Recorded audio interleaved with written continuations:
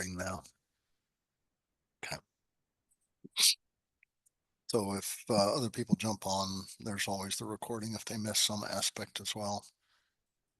So I hope everybody's well this evening, wherever you are on Earth or off the Earth.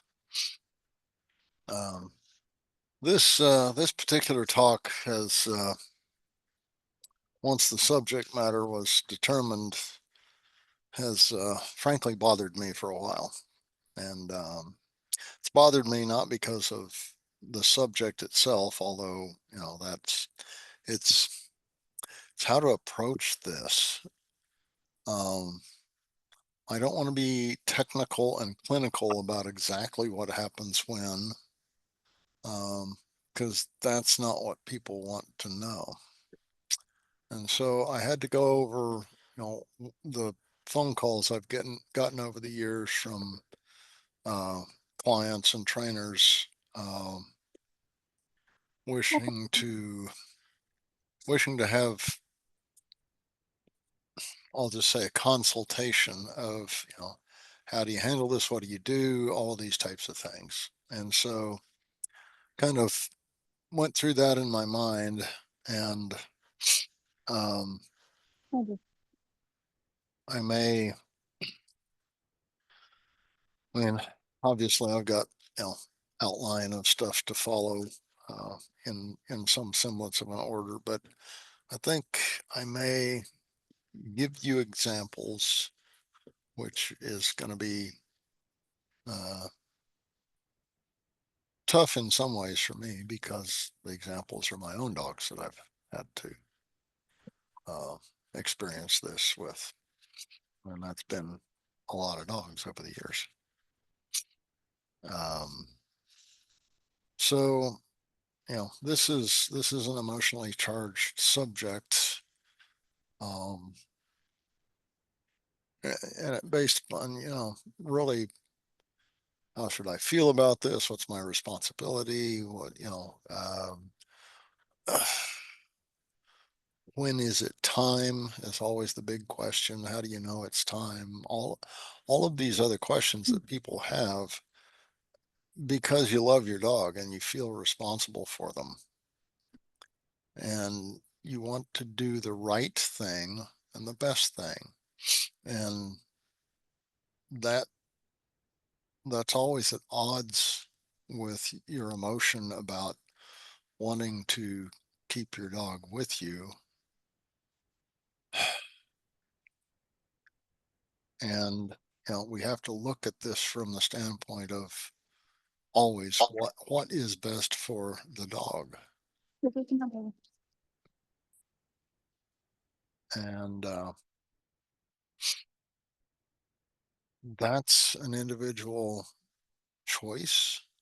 It's an individual situation because there's so many reasons that a dog is reaching end of life, and each can be a unique thing. I mean, we'll go over the different areas that end in end of life for our dogs, and well, for us too. But um, I can't say I'm at a loss. I just don't know quite how far to go, and so I may actually open it up for questions from you guys towards the end. Okay. And I have never played God with anybody else. I've advised them, and whether it's a client or many trainers over the years asking about their dogs or another client dog. And you have to be sensitive to the situation. The one thing I the one thing I don't want to do is just to play a corroborative role of what that person thinks and wants to do, or to absolve them of any responsibility. And most people want they just want to be reminded. They almost want the they just want a pat on the back saying, I understand and you're doing the right thing. That's what most people want. Sometimes it is the right thing, and sometimes it may not be for that moment. But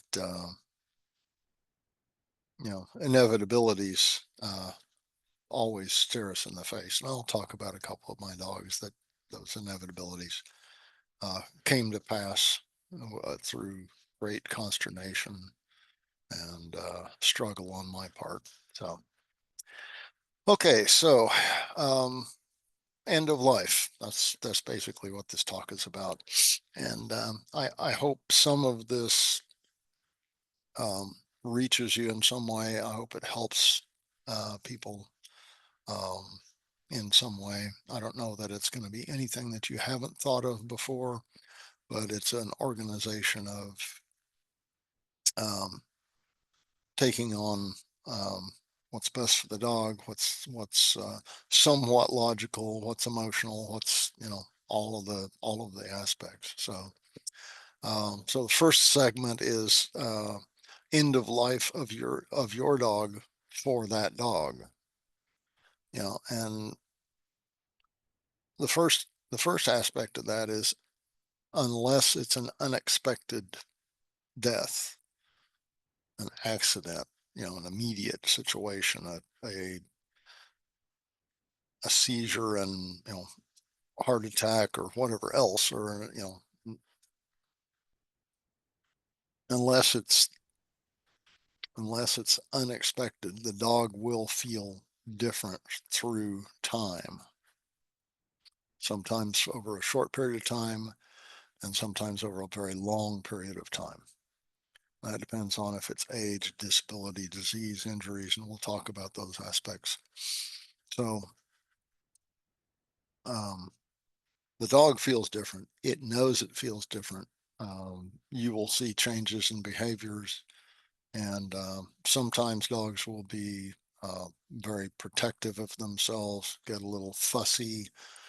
They may be even preemptively assume, against another dog or a person, where they're kind of snippy, if you will, because they have some malady. They don't feel 100%, and they know what 100% feels like generally. So, those are the types of things that the dog knows it's either in decline. And generally, what you find, not always, but generally with a slow, even a sort of a fast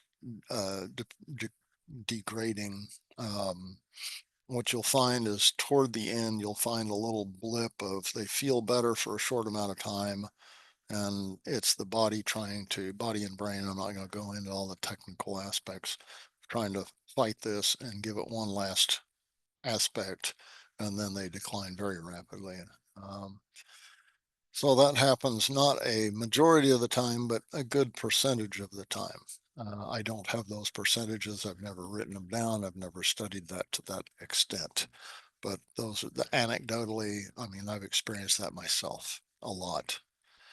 Um, so of the dogs that did that, that seemed to all of a sudden get better and then very quickly, rapidly um, change within that week or in a few days. Um, Kind of a last gasp of enjoying life, trying at life. Um, I'd say that percentage is 30 to 40% of my dogs to some level over the years. So, like I said, it's not necessarily a majority, but just under knowing who did and who didn't, and sometimes that you've you've made the decision, they've gone downhill, you've made the decision to help them go past this, and in the effort of taking them to the vet or something like that, they actually perk up a bit, and you doubt yourself. And I've thought about that a lot because that's happened to me on a few dogs that I question myself. Was that the time? Did I do the right thing? And and there's no answer for that. The dogs may have had another day or two or less than a week at that point. And then I have to go through the moral conundrum in my own brain of, if I had 3 more days to live, would I want those 3 days? If I wasn't in excruciating pain and, out of it, yeah, I would want those 3 days, because all we know is about life, and life exists to live, not to die. And so, I have to, I have doubt in myself and have to carry that burden through my life to make the decision for someone else. And that's just something that, when we have anyone that depends on us and we have to make that end of life decision, we you have to understand, when you start taking care of that life and that first moment, that that responsibility will fall upon you if you don't die first. So it's our obligation to help them. It's our obligation to look out for what's best for them, from the standpoint that we can morally and intellectually understand it. And so that's that is the conundrum. That's I can't tell you I have the answer for you, um, because I don't even times. Can you still hear me now? Okay. For some reason, I'm getting a message on the microphone thing. Uh, so, some of the reasons that dogs begin to feel different is, in the long term, are age. As a dog ages, I mean, Bella's been aging a long time. She began aging probably around 13 years of age, and now she's 22. So she's had a long time of decline. However, my dogs still, they'll go sniff her as she's laying dead still, uh, resting most of the time, or as she's walking around, and they'll sniff her mouth, checking on her. You know, she keeps plugging away. But age, my dogs, all of us know at some point she may not just wake up, she may just keel over. I don't know that I'm going to have to make the decision for her that to put her down, frankly. I think she's going to pass away. And I've had a number of dogs who've done that in my arms. So um, then there's the disabilities aspect of, you know, um, some from injuries, but disabilities nonetheless, and the toll it takes on both the body and the mind of a dog, that it takes that energy of life away from them. Sometimes the fight of surviving through their lives actually makes them stronger to till the end. So you've got the disabilities aspects, diseases, which can certainly take a toll on them, even ones that they get over, like with um, Tasha, who had severe, uh, you know, nasal infection through and her entire sinuses, her epithelium, everything, to the point where, and I was the one that discovered it, and they had had her for months in that condition. And when we got that cleared up, um, she had already been, she always, she was already in a horrible situation with brain damage anyway, had been beaten in the head, and um, stuff like that. So she was our handicapped kid, and no one knew how long she would last, a few months, but she actually lasted 4 years with us. She just became one of our sweet dogs. And so she had both injuries and diseases that she was fighting against. No one knew how old she was, but she looked ancient because of how she acted, and but she was a happy dog. And the day I she collapsed, and that was the day I decided, okay, I'd seen the deterioration, and I don't want to put her through her own consternation of just not being able to get around anymore and being frustrated and all of that. So, um, I carried her to the vet, and I'll talk about this staying with, because I have never left a dog someplace for them to turn to uh, end its life. I'm there with my dogs, and stay there well beyond their passing for various reasons: medical, neurobiological, and spiritual reasons. Um, so, because we've learned a lot over the years about what death is when it occurs, etc. It isn't the end of the heartbeat. It isn't the end of the uh, end of breathing. Um, in some cases, it isn't even the end of what we would consider brain activity, which is usually about 10 minutes after the heart and the lungs stop working. So there's a spiritual aspect of that life is still there, and by God, I'm going to be there with that life for as long as it takes, and well beyond, because frankly, we don't know what happens beyond that. Um, we know that the universe is anywhere between 6 and 11 dimensions, and we can only sense four of those. So where does it go? I don't know. God knows, but we don't, because we're a minuscule life form on a speck of dust in a vast universe. So, um, like I said, this is a tough subject to talk about well, um, and to try to get some ideas across for everyone.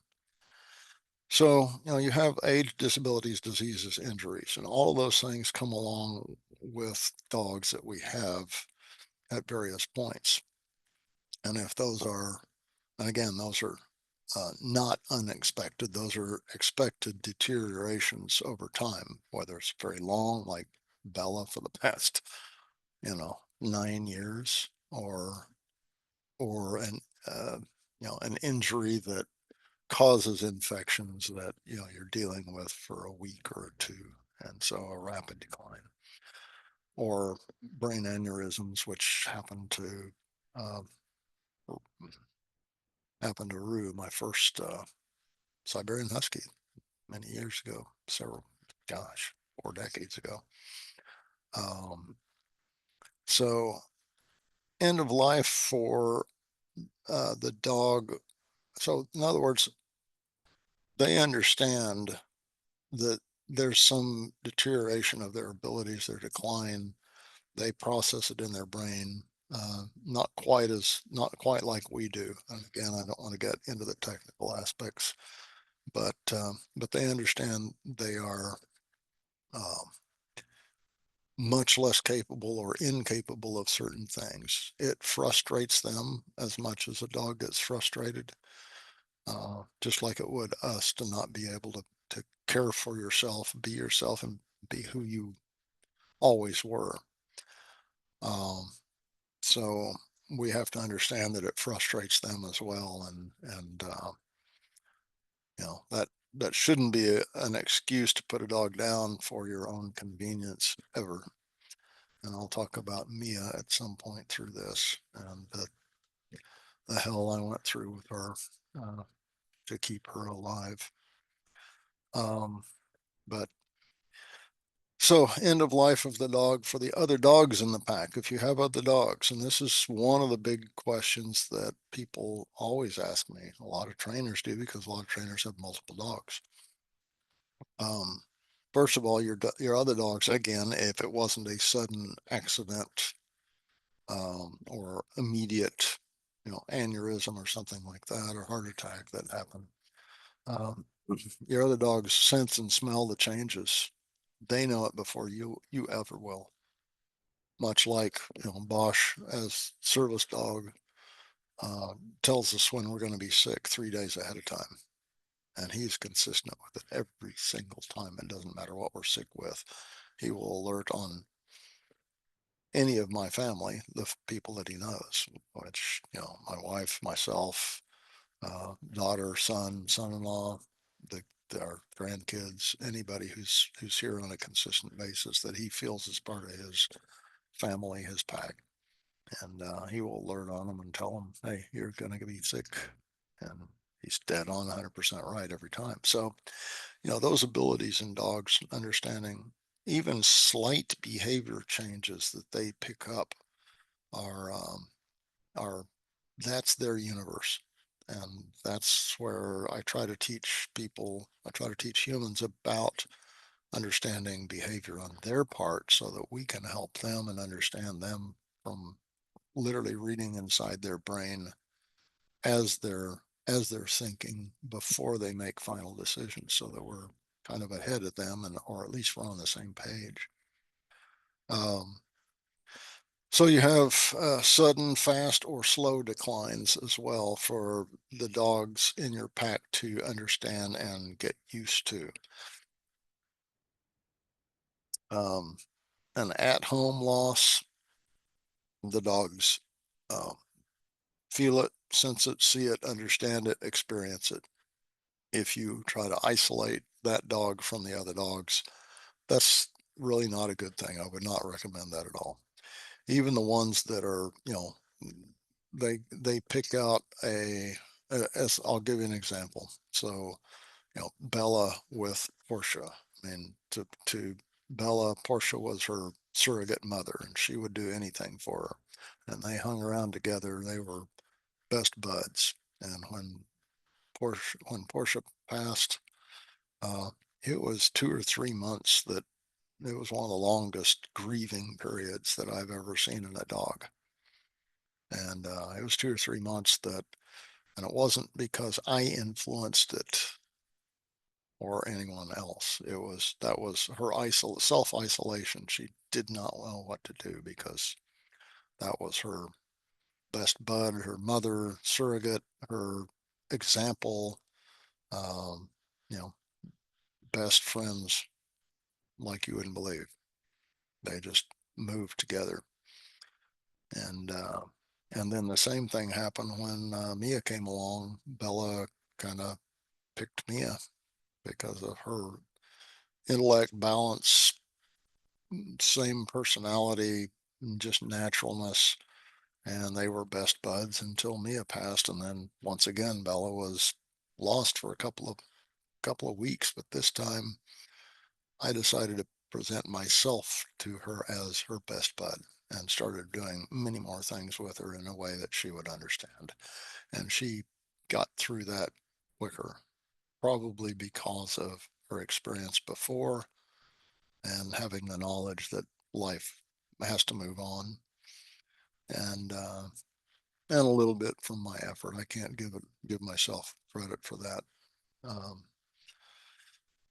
but and understanding that in nature, dogs, canines, wild canines, they will grieve obviously, and they certainly do, and they have the feelings that of of grief and loss that we do to some level, and and their memory, genetic memory, they understand the loss, that they're not there anymore, even if a body is there. And they may hang around for a day or two, but after that, then um, life has to go on. They get hungry. Um, they have to go hunt. Um, you know, in and I've seen situations in the wild where they may stay there for several days almost a week before they finally trail off. And it's usually when other, when um, carrion birds and others, scavengers start coming around. They keep, they're wearing themselves out from, number one, not feeding or drinking, and number two, protecting the body of their lost one against. So they're taking tons of energy trying to protect that body against scavengers and other predators come along. So then they have to move on. So in the wild, nature is unkind and they simply have to move on and get back to life. That's a lesson for us, that as fast as we can do that for our packs, not for us, for them, that once we have that loss, is to get back to routine normalcy, your normal behavior, even though you still feel it. We'll talk about what you do for yourself here in a minute. Okay.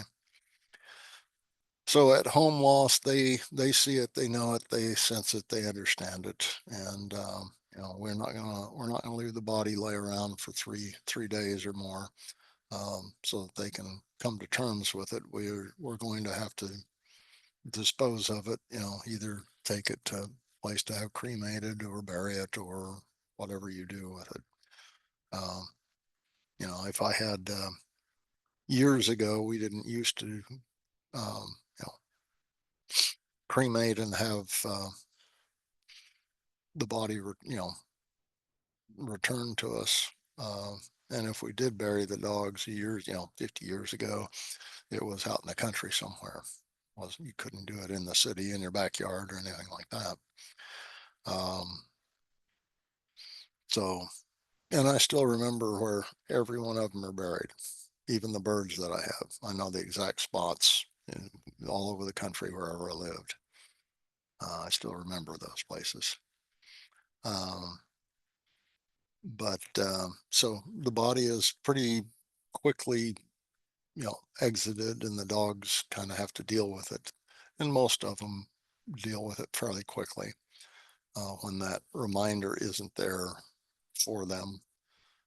They need to get back to routine, and you can help them with that.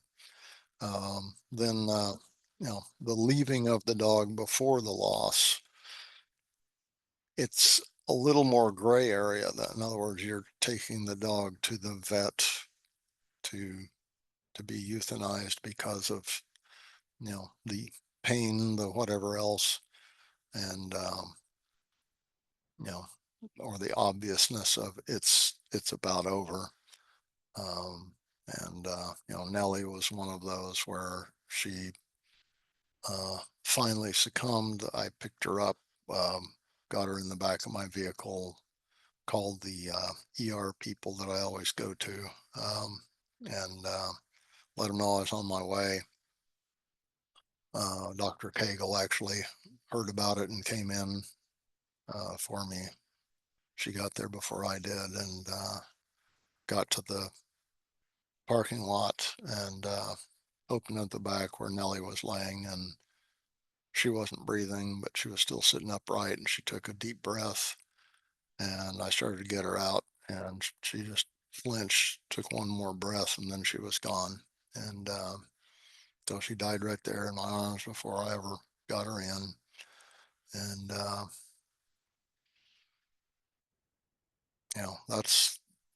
that's tough, because even though you prepare for those things, and I've had other dogs,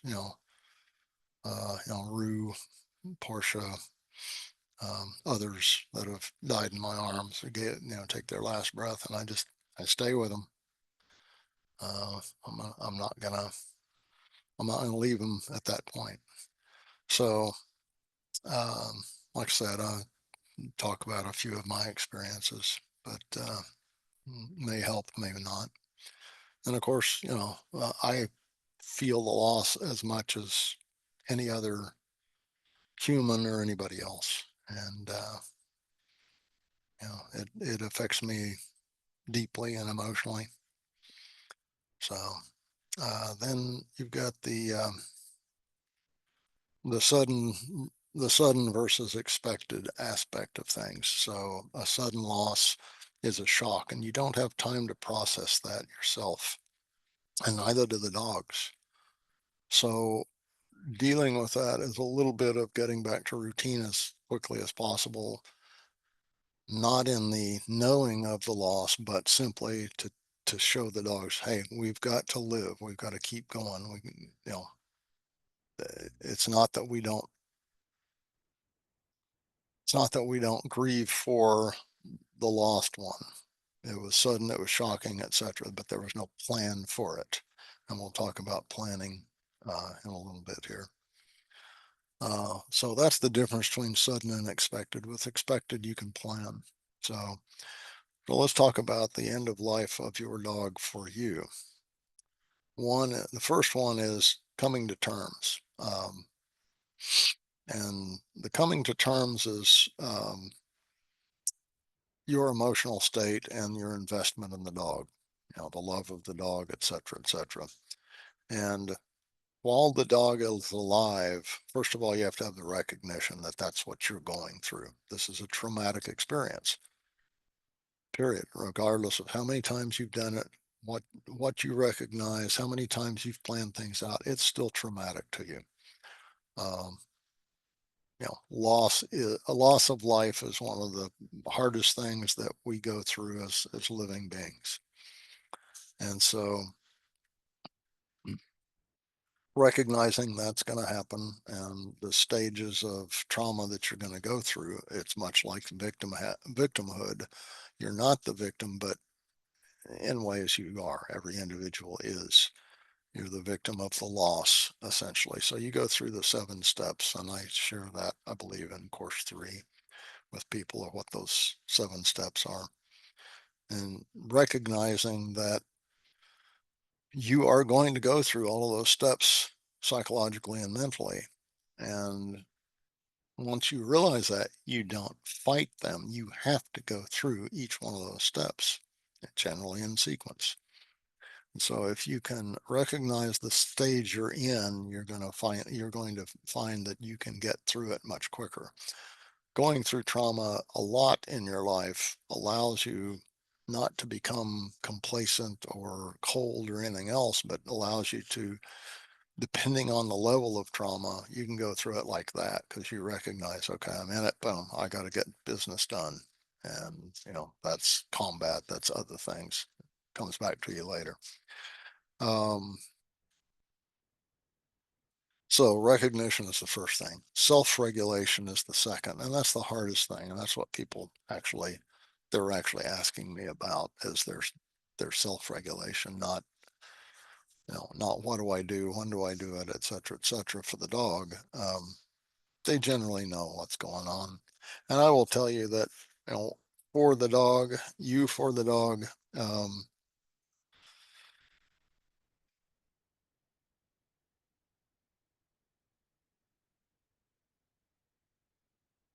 generally I say if there's more bad days than good days on a consistent basis, then you need to make that plan very quickly, whatever that plan is. And if there's many more bad days than there are any good days, and you notice that one again, kind of that continuous deterioration, and then there's a good day or two, that may be signaling to you that's the end.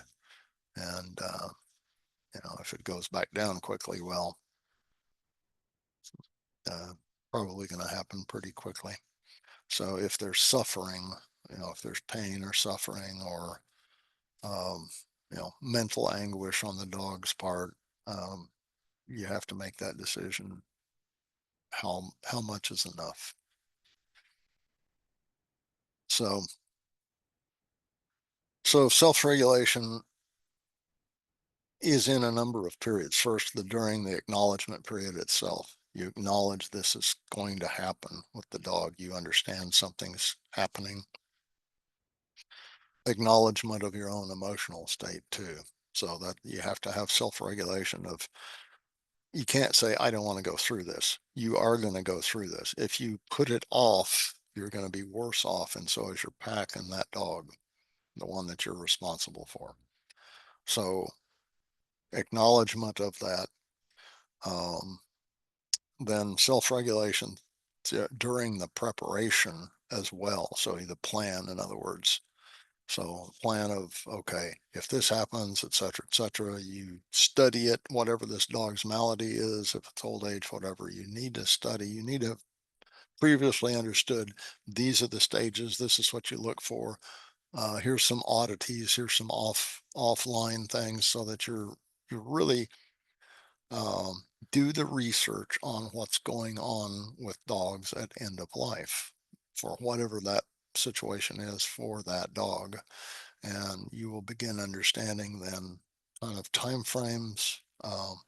There's been time frames that have been given to me by vets that aren't um, invested in the dog, for instance.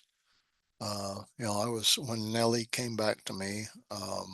She, you know, I had her for, gosh, what was it?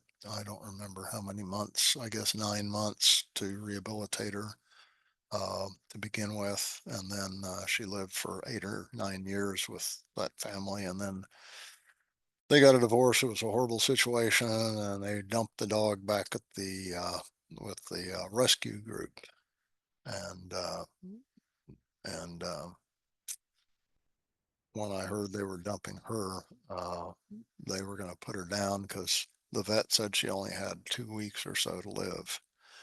I said, I'll take her. She can live with me for however long she has. Well, um, that first night she came back, she was kind of in a daze, and she was almost double the weight that she was when she was with me. She was severely obese and had an external anal tumor about the size of my fist, had infections. They had shaved her almost her entire body so that they could treat the skin infections. And, the vet didn't want to deal with it, the particular vet. And, told me that her kidneys were failing and you need to use this particular kibble. That I went, thank you, I'll take care of it. And so actually, Wendy Vollard heard or saw one of my posts a couple of days later about the kidney stuff, and she sent me some uh, research she had done on kidney stuff. I'd already obviously changed her diet and everything else immediately, and but a couple of things, yeah, I added in when I could stabilize her, and I just decided that night when she got there, she laid at my feet and she recognized where she was. I could see her change her mind, and rather than planning for uh, her giving up, which she was, she had kind of given up.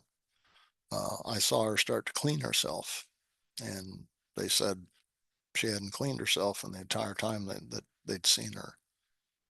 And I knew then it was like, okay, I like this. I'm going to live here.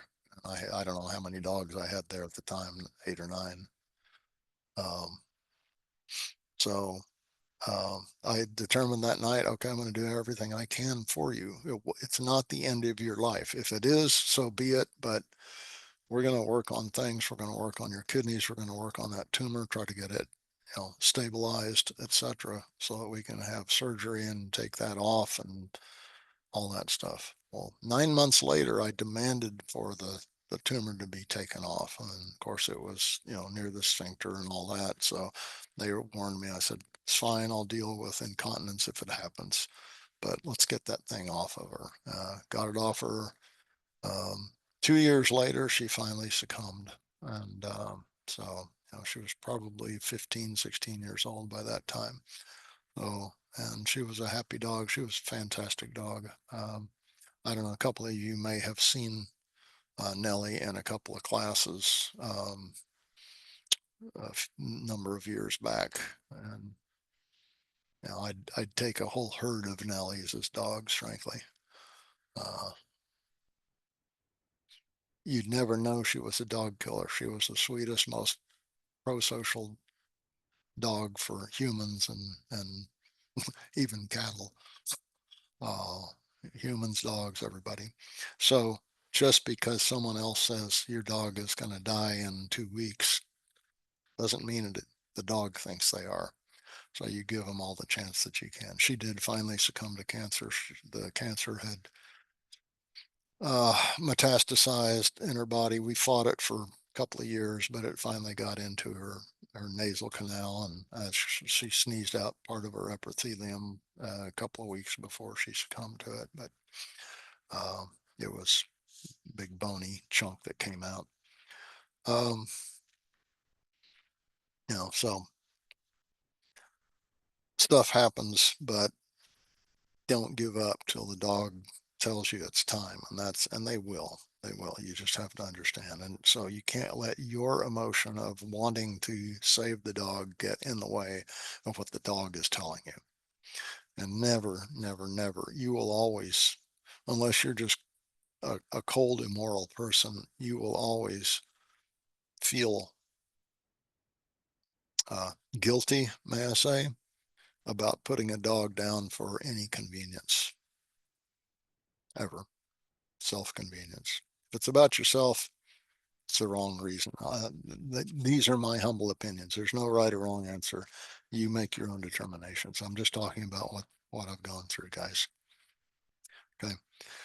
Uh, other again, end of life of the dog for you, recognition, and we're talking about self-regulation during the procedure itself.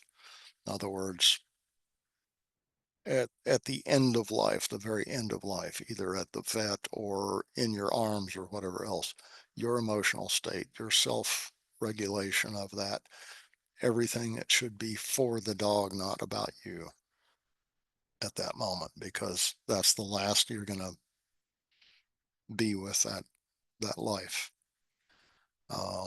Then after the procedure, as I said, the brain goes on for 10 minutes. It takes all the energy from the body to live, to re-experience all its experiences. We know a lot about what goes on in the brain. I'm not going to get into all the technical aspects. Um, After what they pronounce as the death moment. And just because the heart stops and the breathing starts doesn't mean they're gone. They will be, but there's a while there. What they recognize, what they experience in body, out of body, whether they know you're there or not, we don't know, but I'm going to be there for my dog regardless and long after, frankly. I'll stay there with him 30 minutes longer. I don't care. And all the vets that I use and know, you know, for me, if I have to sit in the garage with my dog for 2 hours laying in my lap, I will do that. The vets just say, you know, keep the room, stay in the room as long as you want. Come get us when you're ready. And so uh, that's what I do, and they know that.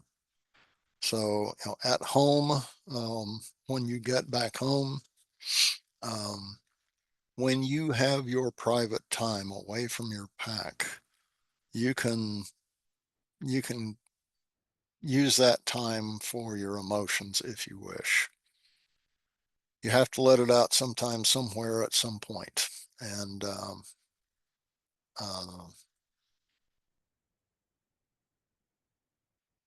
well, actually, for Mia, we fought degenerative myelopathy for her last 3 years of her life. She was finally she succumbed to DM because her brain was still as sharp as ever, and that's what really killed me about it. Um, and that those last 3 years, uh, I tried everything I possibly could. At 2 years, she was officially pronounced. I already knew she had DM. She was officially pronounced with degenerative myelopathy, and given about 2 weeks to 2 months at that point, she had about 20% mobility. And they thought, well, of course, DM, of course, goes from the pelvic area forward up the spine, and uh, as it the myelination goes away, the sensing of the nerves, the transmitting of signals back and forth between those parts of the body die out, and so that's a simple explanation. But when it gets to the point where those nerves bundles that go to regulate the kidneys, when it gets to there, your dog's gone. So they expected it on a particular timeline. Well, I we we fought that with a couple of things, mainly um, um, mainly diet, and the same time that I started her on. I believe I used gabapentin to begin with. And gabapentin is mainly a pain thing, but it also helps with relaxing some nerve aspects as well. So there's not as much of a sharp signal back and forth from other areas. I won't get into that again. But at the same time, I experimented with the cold laser wrap uh, in particular frequency from one particular company. I bought it for her specifically and to experiment with it. So the same day we started both things, and within 2 weeks, her mobility went from 20% to 65%. And so I used that the rest of her life essentially. When we got to about, well, I had left actually. I took Bella at a conference with me in Colorado Springs. We were gone about a week. When I came back, uh, she had collapsed completely and was not mobile. I had one of the you know rear wheels that I strapped her into for some times, and but she was as brilliant and as sharp mentally as ever. And this was a new thing. She was upset. I could tell she was upset about it. She didn't like to use it very much. We did in and out and some, but she could get around with it, but it kept deteriorating over the next 3 weeks. And as soon as I got back, um, I had a dog bed for her down in the den area, and I slept next to her for the next 3 weeks. I didn't leave her side for 3 weeks, and we did everything together. I took care of her, but it was about probably about 3 to 5 days, that time period, before I knew it was over, that I knew it was coming up, that I allowed myself that recognition and the emotions and all of that stuff, and knew that it was a death sentence, and it was very, very, very soon. I didn't want her to suffer. So, but you know, you the body just died on her, and literally, I mean, it was deteriorating. And I don't mean to be more morbid or morose about things, but I'm just explaining to you. Her her flesh was deteriorating. And if she'd lay on one side, then it would deteriorate there and expose the bone. Her actual femur was exposed at one point, and lay her on the other side, and within a few days, it was all the flesh had gone there because it wasn't able to regenerate itself. So it was going down very rapidly, and I knew, I know where each nerve bundle comes out for what organ, and I knew it was right there. So it was just a couple of days, and so I took her in and had to put her down, and you know,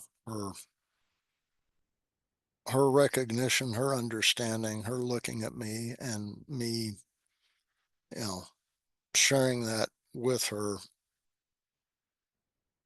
I could tell what she was going through in her mind of dealing with it, knowing she was going to go, whatever that meant to her, not wanting to, but also dealing with it, and some understanding. So it still hurts me to this day, obviously, and but that's the obligation I had to her, um, to do the best thing for her. And her mind was still as sharp as it ever was. She was a brilliant, brilliant, intelligent animal, one of the best ever. So those hurt, and you still deal with it and you go on. And you don't say never again. You say, okay, when you're ready. Um, we have in our life, we have the ability to bond with this amazing animal that's a co-species to us for the past 40,000 years. Why wouldn't you? So anyway, and I'm kind of talking out of turn here. Sorry. So at home, when you come back home, once you get there, you have to return to normal as you have to return to normal as rapidly as you can. By the time I step in the door, I have to be as recovered as I possibly can. And okay, guys, let's do this. Let's do our routine. Let's be happy together. All of those things. That's for them, but it's also for you. And that's the best way I know to deal with it. It's not that you don't recognize the loss. You have the loss. You will always have it, but and it's not denying it. So this is more about you than it is for your dogs, obviously. Day one is returning to routine. Day one afterwards. Week one, as fast as you can get back, you're going to see behavior changes in your dogs. You'll notice which ones have more of a grieving period and others are just like, no big deal. Um, week two, after week two, everybody should be back to kind of a routine and normal. Now, whose responsibility is that? It's yours. It's yours. So we made the choice to bring that particular dog into our home and make it part of our pack. They didn't choose their own pack. You're the responsible party, not because you own them, not because you feed them, but because that is your responsibility. So during the end of life period, taking care of whatever it is needed, that's our responsibility. Taking time for yourself in privacy. Get away from the dogs, get away from where they can sense, go out, drive somewhere, whatever, for whatever time that takes. And do it in privacy. If you want to break down, fine, do it in privacy. But when you're around the dogs, when you're around that dog, you got to have control yourself.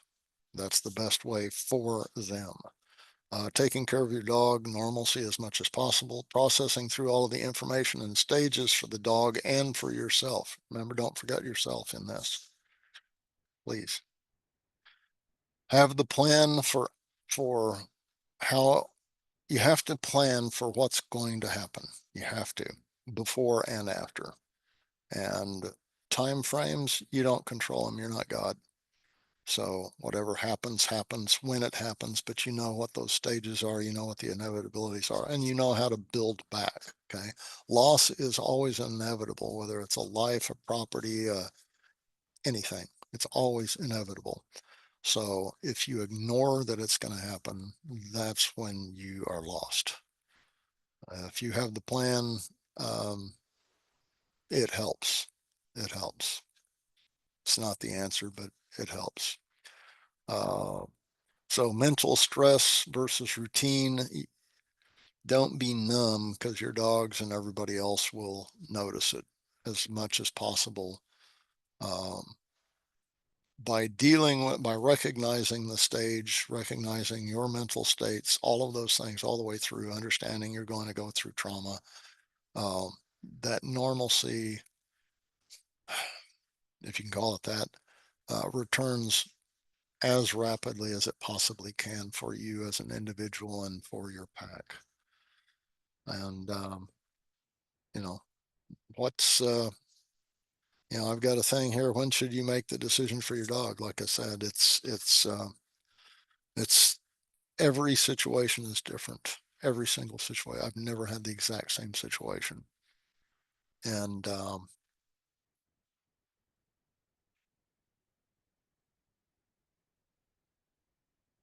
I honestly, for instance, for Bella, I don't plan on taking her anywhere. She's probably just going to not wake up one day.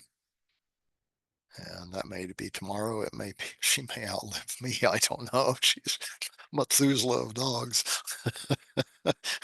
And, you know, so it's usually when there are many more bad days than any good days, and that sequence is going downhill rapidly, then you need to look at an end time and say, okay, unless you perk back up, this is the plan.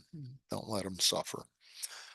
The difference between unexpected elderly health and injury for you, again, planning as well as understanding, and be cognizant if there's an illness or an injury, what can happen. What is the timing? What's the shortest amount of time? What's the longest amount of time?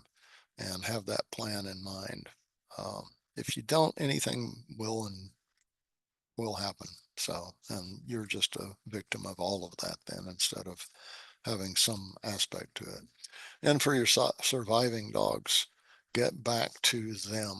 They need you. They need you just as much as that dog needed you. Okay. And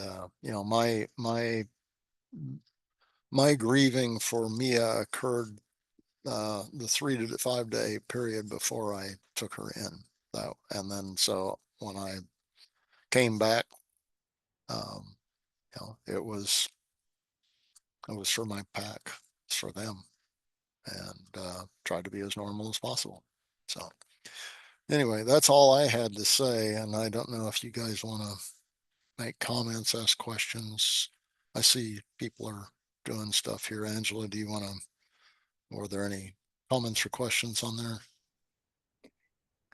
Yes, there have been a few. Interestingly enough, Rachel had posed a question as I was typing in some information. Because I know you had talked several times about where you've, helped a dog pass and, you've taken them to the vet or you're on your way to the vet.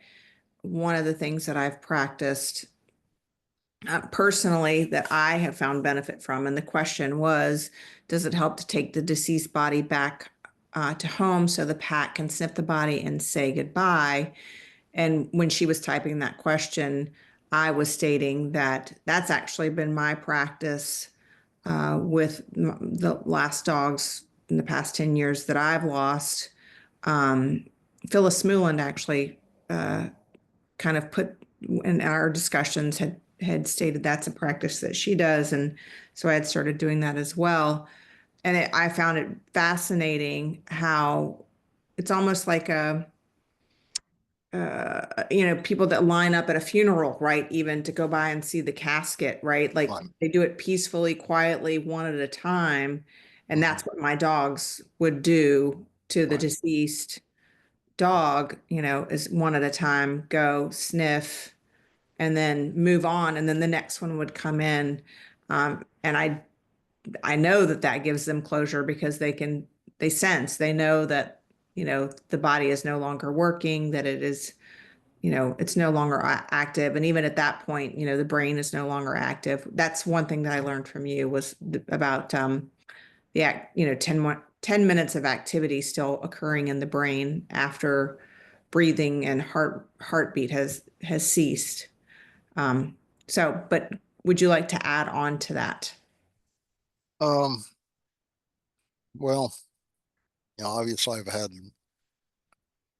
had dogs that were deceased, in my home, and the dogs that were, permanent pack members, and some long-term temporary ones, that had been there for months, that became part of the pack that I was rehabilitating for other people.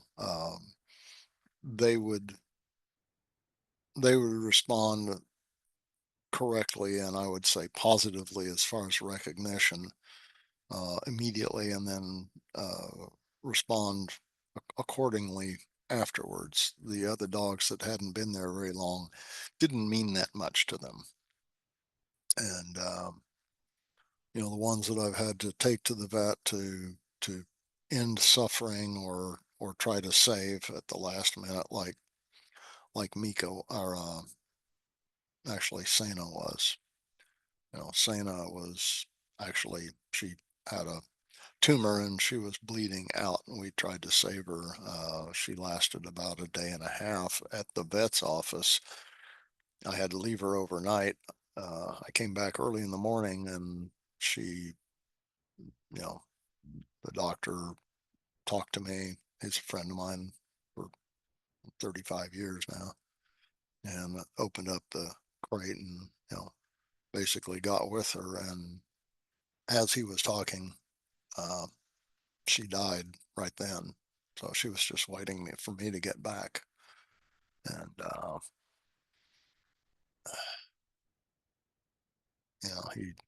he acknowledged it. He said, she was just waiting for you to get here to have permission. So each one is different. And I don't have the answers, guys. I'm just telling you my experiences. Honestly, I don't have the answers, because who knows what goes on afterwards. I do know what goes on with those left behind, and the ways to do it. So here's what I would say: is if you have to take a dog to the vet, and you want it cremated, you don't bring the body back, you're returning with the scent of the death on you. Your dogs understand that, and your behavior is the same as them going to sniff that dog, that's that body there, and recognizing that it's gone. So it works both ways. I've learned over the years, I don't need the body there for them to understand that that's occurred. They understand it. So I hope that helps. Okay. Um, Gina messaged in, I had a dog recently that died at 15, a Siberian, and never sick a day before her last day. So she wasn't sick at all until her last day. She laid Yeah. down, closed her eyes, and ignored everything, saying she was ready to go. When you have a dog that does that, do you take them in to be put down, or do you let them pass at home? If if they're not, if they're not having seizures, things like that, I just leave them with you right there. That's where they want to go. Um, I've had several dogs that did that there in my arms, at home over the years. Um, Again, Rue, um, she had a brain aneurysm, and while she was, in immediate pain, uh, and yelping from severe trauma going on, I wasn't going to pick her up and remove her from that, because I knew it would only last a few minutes, and that's what it did. So I just held her in my arms, and stayed with her, and probably a couple of hours afterwards. So, like I said, this is I don't mean to be morbid or morose, but it's probably the most serious thing to talk about with dogs, and I don't hear people talking about it. So, Got one more. Um, I mean, others may pop up, but this is the last one that I have for now. okay. From Rachel, do dogs who are being put to sleep because of behavior reasons sense the death coming as an aging and a sick dog would? So do Yeah, they sense that it's coming, or is it rather it's like in the moment. It is they in the experience? moment. Okay, like an Your accident. it's No. Once again, dogs are very intelligent. They sense what's going on. They sense, uh, well beyond, you know, they sense something is wrong with your behavior, the people around you. It's different than they've ever encountered, even with a behavioral issue. And so they know something is up. And, um, it's much like, I don't know if anybody's ever worked in an animal control shelter where they put dogs down. The dogs are thinking they're getting out of the crates and they go into a room where they smell the death. And they know that's what's going to happen to them in that moment. And that's a, I don't know how anyone does that and not become so affected by that. You'd have to be a pretty cold being to not be affected by that. So yeah, they know it.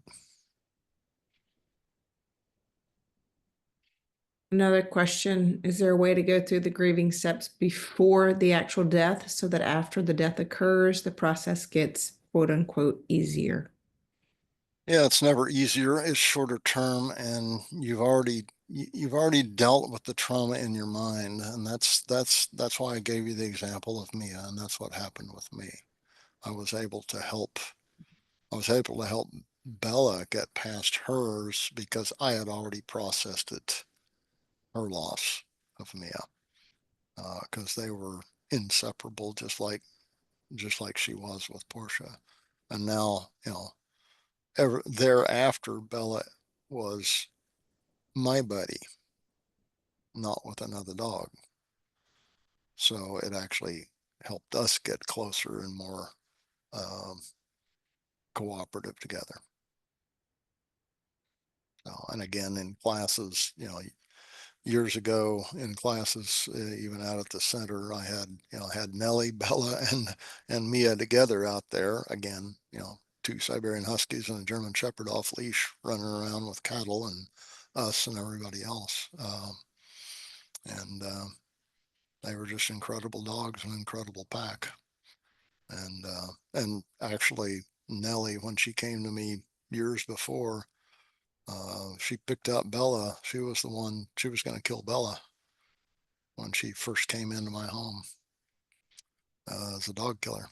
And yeah, so I had two incidents the second day with her and stopped that, showed her that isn't going to happen, and didn't hurt any of them.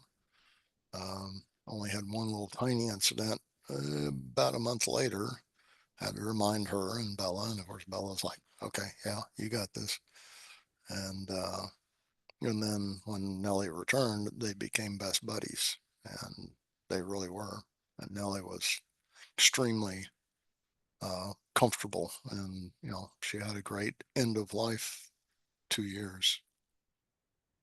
So I know she was in some pain at the end there because having cancer in your nasal cavity is not fun. Okay, we have another question that's popped up. What about dogs that are losing their ability to walk and starting to have accidents? How do you know when it's too much for them? Not for us, but just too much for them.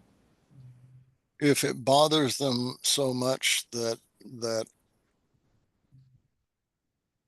well, let me put it this way. Okay, so Bella at almost, I think she's a month. Let's see, March, April. She's 2 months away from officially being 22 years old. Siberian Huskies don't live that long. She does. And so for the past, I would say 8 months to a year, she's stumbling, wobbling. She doesn't have great mobility. Her haunches are down a little bit just to try to stay stable.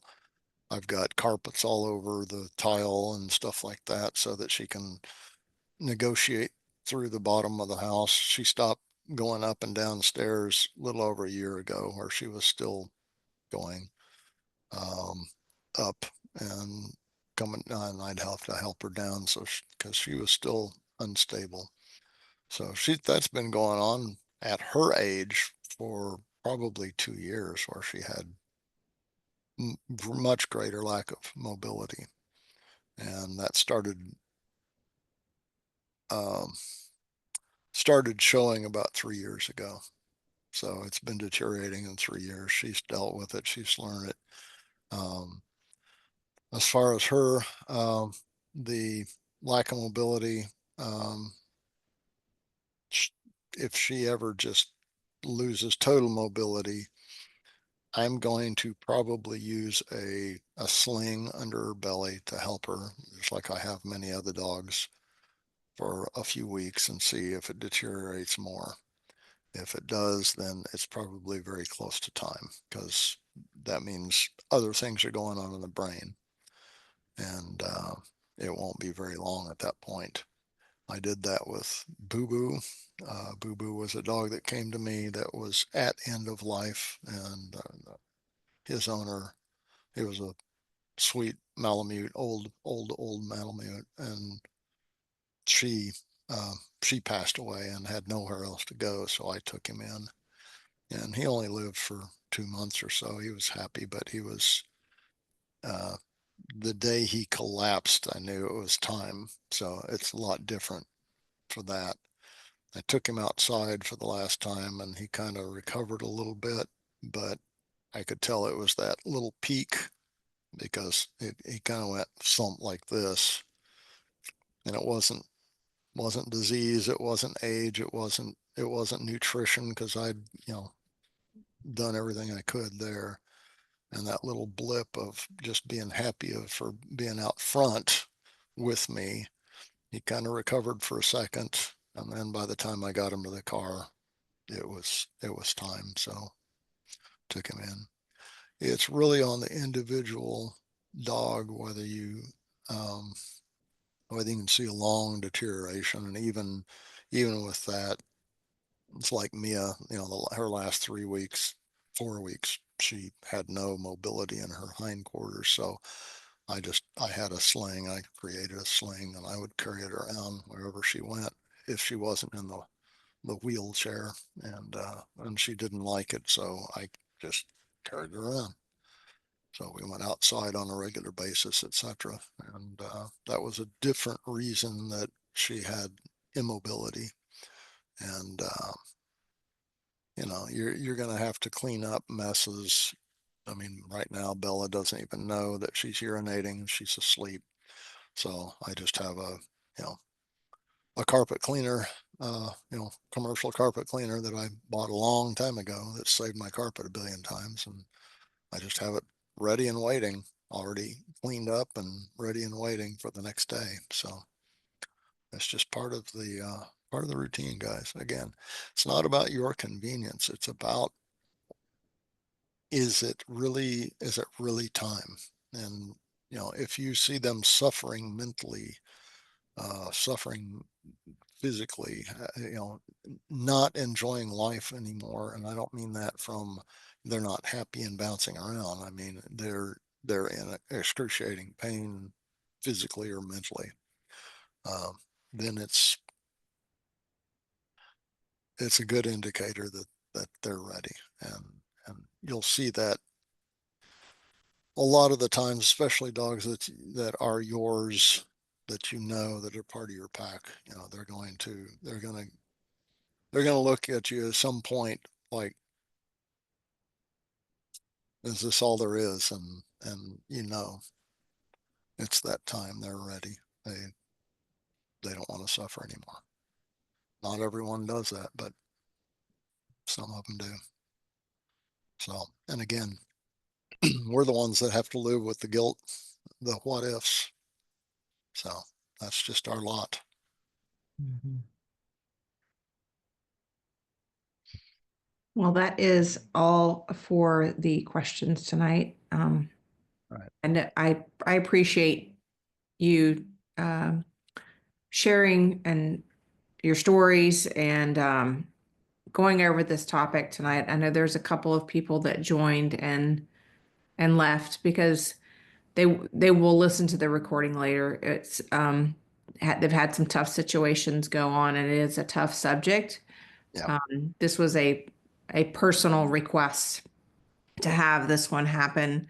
sooner rather than later, because I think it is something that we don't discuss, and it's important that we have these discussions, answer these questions to the best of our ability. And I think biggest takeaway for me that always has been, and just for everyone as well tonight, is each situation is different, and the importance of doing what is best for the dog and listening to what's happening with the dog to help you make that decision. And it's really going to be on a case by case basis, truly. This is, yeah. Yeah, I've personally, had 200 dogs that over the years that every one of them except the four I have right now have died. Unfortunately, I have a lot of experience with that. yeah. So that's just, that's life and death in the big city, as they say. So yeah, it's not a pleasant subject. Again, I didn't want to be cold and analytical and technical about this. So I thought, well, okay, I'll let my hair down. I don't have any hair. I have some. So anyway, I hope this helps in some way. I didn't want to make this a personal thing, but my personal experiences, I hope, have helped in some way. I did want to let you know that, the next talk is March 5th, same time, same bat station. Um, March 5th, and I haven't decided what the subject matter is yet. I'm uh, considering about 20 different subjects, and something will hit me soon as to what it should be and in what order. So there's just so much to talk about, but there's also some of these subject matters that I've talked about over the past couple of years. This is year 3 already. Um, that I recognize they should have been short classes, not just a hour and a half or hour and a quarter talk. So I actually have a list of about 25 short courses that we're going to be doing over the next couple of years and putting online for people. They could be a 3 hour or 9 hour course that I think people would benefit from. And the whole point of the Institute is be an educational opportunity for anybody and everybody worldwide. So what better way to do it than to actually have subject matter online that you can access at any point. So, okay. All right, guys. Well, um, Thank you. thank you. I appreciate you Thank more than you. you know. Thank you. All right. Good night. Good night.